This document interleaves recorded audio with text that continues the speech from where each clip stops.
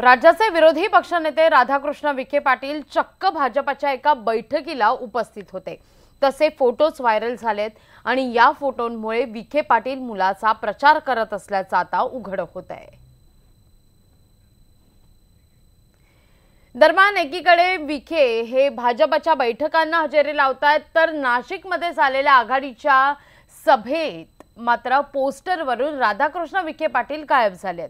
काँग्रेस, राष्ट्रवादी काँग्रेस आणि स्वाभिमानीच्या प्रमुख नेत्यांचे फोटो व्यासपीठावर लावलेल्या बॅनरवर दिसतात, मात्र यात विखे काही दिसत नाहीयेत। तसंच मनसेचे प्रदेश पदाधिकारी सुद्धा या कार्यक्रमासाठी व्यासपीठावर उपस्थित होते, मात्र मनसे अध्यक्ष राज ठाकरेंचा फोटो या बॅनरवर नव्हता। मनसे अध्यक्ष राज ठाकरे यांची तोफ आज नांदेडमध्ये धडाडणार आहे।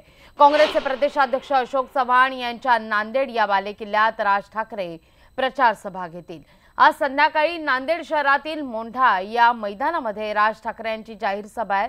लोकसभेत आपण भाजप विरोधात सभा घेणार असल्याचं यापूर्वीच राज यांनी जाहीर केलंय, स्पष्ट केलंय। आता प्रत्यक्षात ते मैदानात उतरलेत। नांदेडमध्ये काँग्रेसकडून अशोक चव्हाण हे लोकसभेच्या रिंगणात आहेत आणि चव्हाणांविरोधात भाजपनं प्रताप पाटील चिखलीकर यांना उमेदवारी देऊन चव्हाणांपुढे आव्हान उभं ठेवलंय। शिवाय बहुजन वंचित आघाडी आणि सपा बसपा आघाडीच्या उमेदवारामुळे अशोक चव्हाण अडचणीत सापडलेत। अशात राज ठाकरे हे चव्हाण यांच्यासाठी प्रचार सभा घेणार आहेत आणि नांदेडच्या सभेमध्ये राज ठाकरे काय बोलतील याकडे सगळ्यांचंच लक्ष आहे।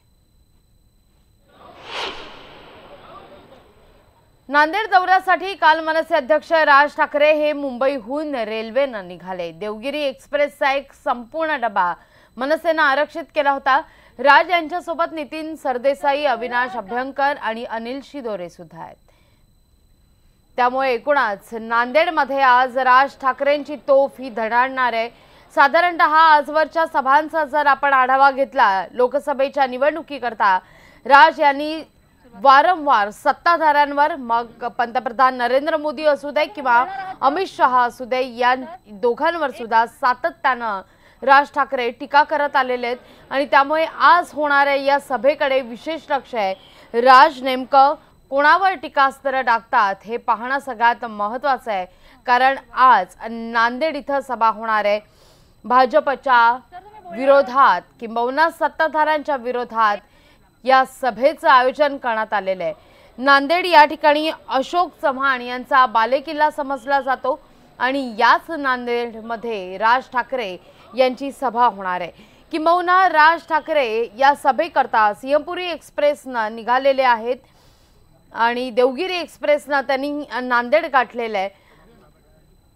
एक सबंध डबाच हा मनसे कार्यकर्त्यांकरता आकर्षित करण्यात आलेला होता, आरक्षित करण्यात आलेला होता आणि त्यानंतर मात्र या सभेकरता नांदेड इथं राज ठाकरे दाखल झाल्याचं पाहायला मिळतंय आणि संध्याकाळी 5 वाजता ही जाहीर सभा होणार आहे।